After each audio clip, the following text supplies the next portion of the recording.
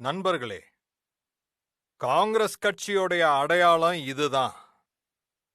அவங்க எப்பவாவது ஏதாவது தவறான காரியத்தை செய்ய நினைச்சாங்கன்னா, அப்புறம் அவங்க நாடு இல்ல அரசியல் அமைப்பின் பேர்ல சும்மாவே கோஷங்களை எழுப்ப ஆரம்பிச்சிருவாங்க.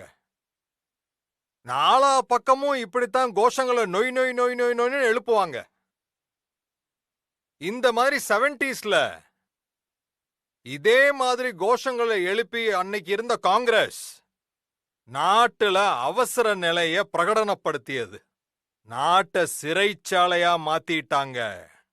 நாட்டின் லட்சக்கணக்கான ஜனநாயகத்தை விரும்புற மக்களை சிறைச்சாலையில அடைச்சு போட்டுட்டாங்க. செய்தித்தாள்களை எல்லாம் பூட்டிட்டாங்க. ஒருவேளை யாராவது வாயை திறந்து பேசினா அவங்களையும் பிடிச்சு ஜெயில போட்டுருவாங்க. இப்ப சமீபத்துல இன்னொரு தடவை மறுபடியும் காங்கிரஸ் அதோட ஃபிளாப் பிலிமை ரிலீஸ் பண்ணுச்சு. காங்கிரஸோட இந்த பிலிம்ல 2 டயலாக்ஸ் இருக்கு. மேல இருந்து கீழே உள்ளவங்க வரைக்கும் அதே டயலாக் தான். 2 டயலாக்ஸ் தான் சொல்லிக்கிட்டு இருக்காங்க. முதல் டயலாக், ஒருவேளை மோடி ஜெயிச்சிட்டார்னா அப்போ சர்வாதிகாரம் வந்துடும். நீங்க இதை ஒத்துக்கிறீங்களா? இருந்தாலும் அவங்களுடைய ஃபிளாப் பிலிம் ஓடிக்கிட்டே தான் இருக்கும். 2வது டயலாக், ஒருவேளை மோடி ஜெயிச்சா இட ஒதுக்கீட்டையே நீக்கிடுவாங்க. இந்த மாதிரி பொய்களை அவங்க சொல்லிக்கிட்டே இருக்காங்க. ஆனா நீங்க பார்த்திருப்பீங்க,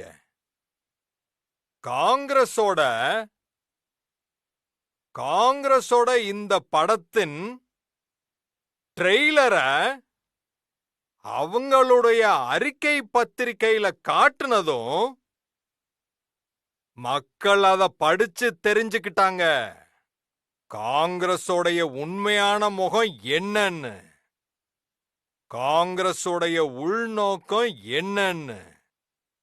அப்புறம் திரைக்கு பின்னாடி காங்கிரஸோடைய ஹிடன் அஜெண்டா என்னங்கிறது நாட்டுக்கு நல்லாவே தெரிஞ்சிருச்சு.